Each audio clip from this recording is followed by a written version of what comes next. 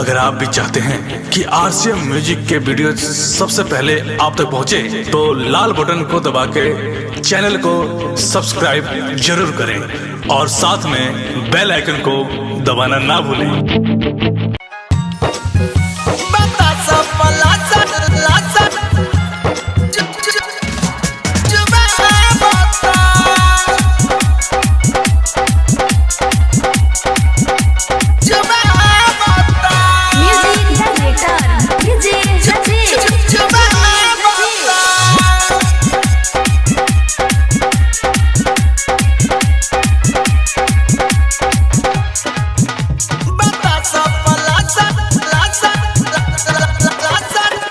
मिलल मरद भतार खाली खोजेले दरार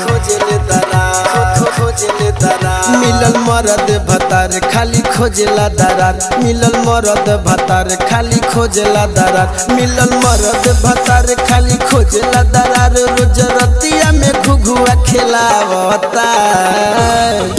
बाबी जोर बलमुआ बाझकास बलमुआ बतासा पलासा चुआवता बापी जोहर बलमुआ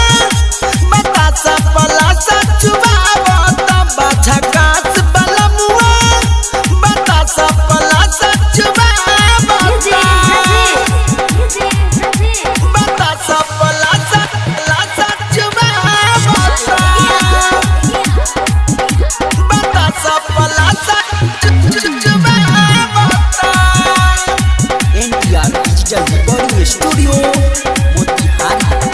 कब बताइए सखी हम अपन दुख रोज से जिया पायावते खोल देला हो कब बताइए सखी हम अपन दुख रोज से जिया पायावते खोल देता हूँ उत उठावा के चूसे खाली वही खातिर उसे उत धीरे धीरे देह सुधरावता बाबी जोहर बलमुआ बाझकास बलमुआ बतासा पलासा चुआवता बापी जोहर बलमुआ बतासा पलासा चुआवता बाझकास बलमुआ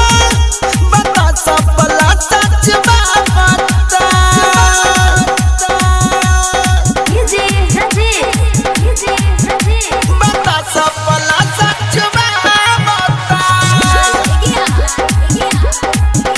बतासा पलासा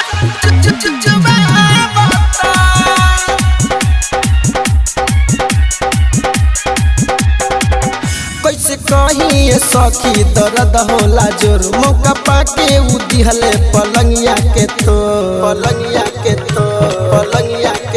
कैसे कही सखी दर्द होला जोर मौका पाके उ दिहले पलंगिया के तोर हमर चढ़ली जवनिया के झड़ देता पानी सखी सोइया समझ में न आवता बाबी जोहर बलमुआ बाझकास बलमुआ बतासा पलासा चुआवता बापी जोहर बलमुआ बतासा पलासा चुआवता बाझकास बलमुआ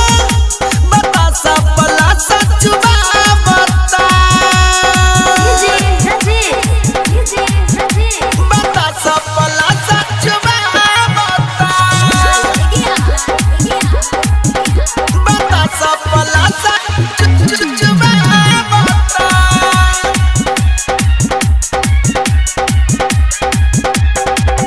राइटर बलमु कन्हैया सुते हमरा संग सखी लागे डर जब छुए बदन राइटर बलमु कन्हैया सुते हमरा संग सखी लागे डर जब छुए बदन झल्लू करे लड़ाई रोशन खिया के मलाई आशिक उपेंद्र मनोहर भूलिया बता बाबी जोहर बलमुआ बाझकास बलमुआ बतासा पलासा चुआवता बापी जोहर बलमुआ बतासा पलासा चुआवता बाझकास बलमुआ बतासा पलासा चुआवता डिजिटल रिकॉर्डिंग स्टूडियो मोतिहारी।